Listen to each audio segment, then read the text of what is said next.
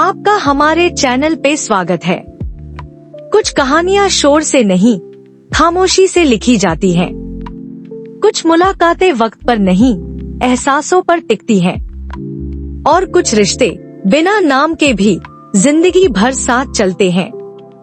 यह कहानी है आरव की, एक लड़के की जो चुप रहकर सब कुछ कह जाता था, और रूहानी की, जिसने जाना कि कभी कभी सबसे गहरी बातें सिर्फ आंखों से कही जाती हैं।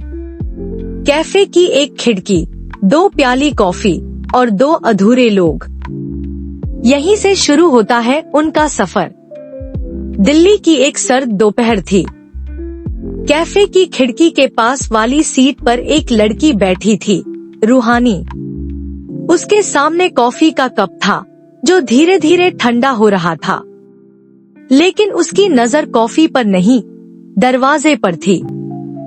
वो पहली बार किसी अनजान लड़के से मिलने जा रही थी। नाम था आरव। इंटरनेट पर बातें शुरू हुई थी।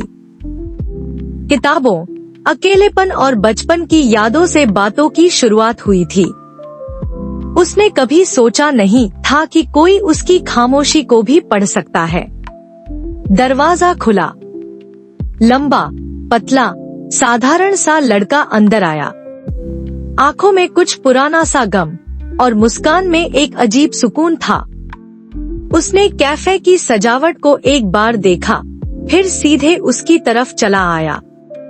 रूहानी, उसने पूछा। हाँ, उसने धीरे से जवाब दिया। आरव बैठ गया। कुछ पल दोनों चुप रहे। फिर उसने कहा, मैंने आज तक किसी को नहीं बताया कि बचपन में मुझे अंधेरे से डर लगता था, लेकिन तुमसे बातें करते हुए लगा जैसे मैं अपने आप से बात कर रहा हूँ। रूहानी हल्के से मुस्कुराई। कॉफी ठंडी होती रही, लेकिन दोनों के बीच थी एक समझ और अपनापन जो शब्दों से नहीं, नजरों से महसूस हो रहा था। आरव और रूहानी की मुलाकात बस कुछ घंटों की थी, लेकिन उन घंटों में जैसे वक्त ठहर गया था। बाहर की दुनिया तेज चल रही थी, गाड़ियाँ, लोग, बट उनके बीच सिर्फ खामोशी की आवाज थी। आरव ने पूछा, क्या तुम यहाँ अक्सर आती हो? रूहानी ने सिर हिलाया। हाँ, जब भी दिल भारी हो या जब खुद से मिलना हो। आरव कुछ पल चुप रहा, फिर कहा, आज पहली बार मेरे अंदर का शोर थोड़ी देर के लिए रुक गया है। रूहानी की आंखें नम हो गईं। किसी ने उसके भीतर को पहली बार इतने सरलता से समझा था। कैफे से निकलते वक्त दोनों के बीच कोई वादा नहीं हुआ, कोई फिर मिलेंगे नहीं, ना ही कोई नंबर एक्सचेंज। लेकिन अगले हफ्ते, उसी दिन, उसी वक्त, रूहानी फिर उसी खिड़की वाली सीट पर बैठी थी, और ठीक 3:07 पर आरव दरवाजे से फिर अंदर आया।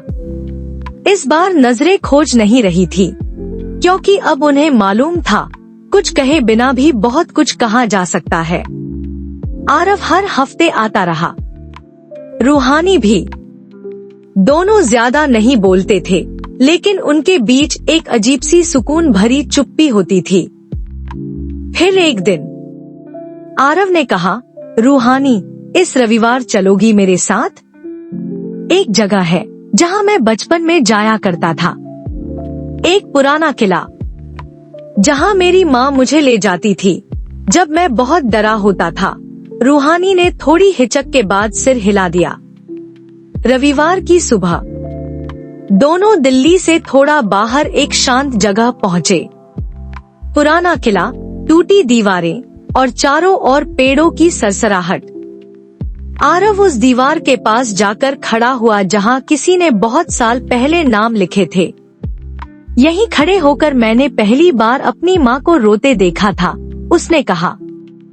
मैं बहुत छोटा था, लेकिन मुझे याद है।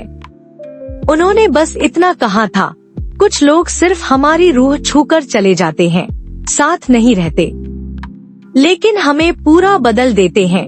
रूहानी ने उसकी तरफ देखा, और पहली बार उसने आरव का हाथ पकड़ा। आरव ने सिर झुकाया और मुस्कुरा दिया। रूहानी ने कहा, कभी कभी साथ चलना जरूरी नहीं होता, बस थोड़ी देर साथ होना भी काफी होता है, जैसे बारिश में भीगना। किले की उस मुलाकात के बाद आरव और रूहानी के बीच कुछ बदला नहीं था, लेकिन सब कुछ बदल गया था। अब वे हर हफ्ते नहीं मिलते थे, कभी 2 हफ्ते बीत जाते, कभी 1 महीना, लेकिन जब मिलते तो लगता जैसे वक्त वही रुका है, खिड़की के पास, उसी कॉफी टेबल पर। एक शाम रूहानी नहीं आई। आरव इंतजार करता रहा।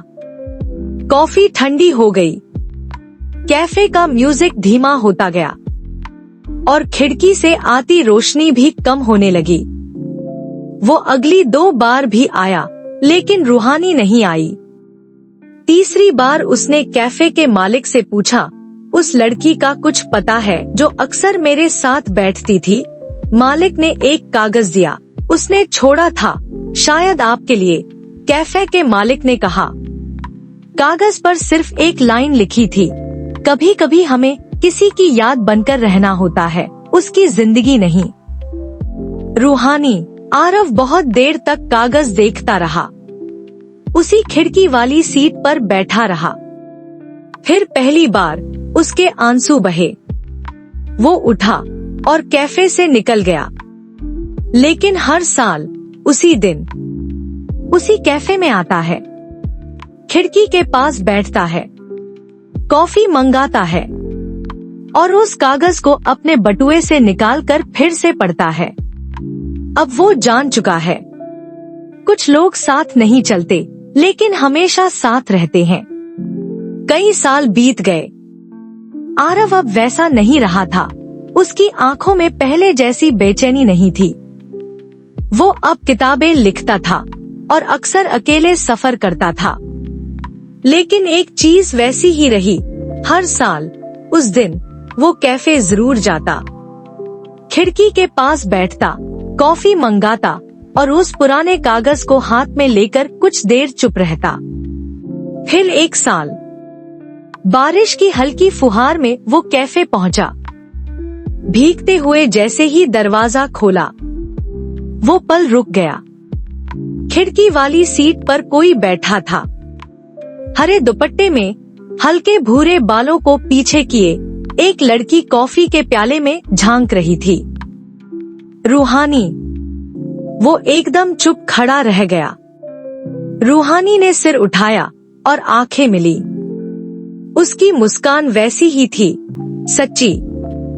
तुम हर साल आते रहे, उसने कहा, और तुम हर साल यादों में रही, आरव बोला। मैं डर गई थी, रूहानी बोली, कि अगर साथ रहने लगे तो वो खामोशी भी खो जाएगी जो हमें जोड़े हुए थी। आरव ने हल्के से कहा, पर शायद अब हम साथ रहकर भी खामोश रह सकते हैं। कोई वादा नहीं किया गया, कोई फॉरएवर नहीं कहा गया। लेकिन उस दिन वो दोनों वहीं बैठे रहे, घंटों तक। कॉफी ठंडी होती रही, लेकिन दिलों के बीच की दूरी धीरे धीरे पिघलने लगी। कभी कभी कहानियां वहीं लौट आती हैं जहां से शुरू हुई थी, पर इस बार एक फर्क था। अब कोई दरवाजे की तरफ नहीं देख रहा था, क्योंकि दोनों जानते थे अब कोई जा नहीं रहा। वो शाम जैसे ठहर गई थी। आरव और रूहानी खिड़की के पास बैठे रहे, बोलते कम, लेकिन दिलों की दूरियां एक एक कर दूर हो रही थी। सड़क पर हल्की बारिश शुरू हो गई थी। रूहानी ने बिना कुछ कहे आरव का हाथ थाम लिया। आरव ने पहली बार उसका हाथ पूरी तरह पकड़ा, जैसे अब छूटने नहीं देगा।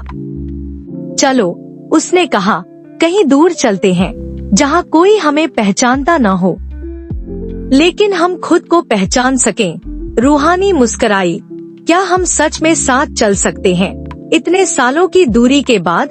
आरव बोला, हम पहले भी साथ थे, बस वक्त साथ नहीं था। अब वक्त साथ है। वे दोनों निकल पड़े, पहाड़ों, शांत झीलों और खुली सड़कों की ओर। वहाँ उन्होंने कुछ नया नहीं सीखा, बल्कि भूलना सीखा पुराने दर्द, अधूरे वादे और खुद पर लगाई बंदिशें। झील के किनारे आरव ने अपनी डायरी रूहानी को दी। अंदर आखिरी पन्ने पर लिखा था, तुम वो हो जो आईने की तरह है, तोड़ो तो भी टुकड़ों में मुझे ही दिखोगी। रूहानी की आंखें भर आईं। उसने जवाब में बस इतना कहा, चलो अब कहीं नहीं जाते, यहीं रह जाते हैं, एक दूसरे में खो जाते हैं।